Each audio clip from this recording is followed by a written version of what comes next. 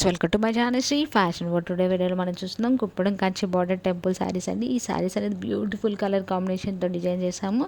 శారీ మొత్తం రిచ్ పల్ and plain blouse ఉందండి.